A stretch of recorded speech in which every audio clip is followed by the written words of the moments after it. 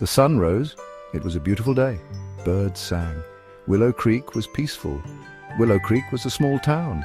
It had a big heart. People knew each other. They helped each other. The air was fresh.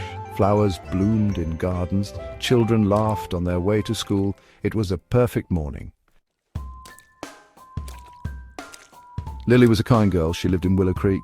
Lily had bright eyes and a warm smile. Lily loved to help. She helped her mum at home. She helped her teacher at school. One day Lily was walking to school. She saw a little boy. He was crying. Lily stopped. She asked him what was wrong. The boy was lost. He couldn't find his mother. Lily felt sad for him. "Don't worry," she said, "I will help you." Lily held the boy's hand. They walked around town. They asked people if they knew the boy's mother. Finally, they found her. She was so worried. She hugged her son tightly. She thanked Lily for her help. Lily's act of kindness touched everyone. People smiled at each other more. They helped each other more. Willow Creek became even kinder. Lily showed everyone the power of kindness. Even a small act can make a big difference. Kindness is like a ripple in a pond. It spreads out and touches everything. Be kind always.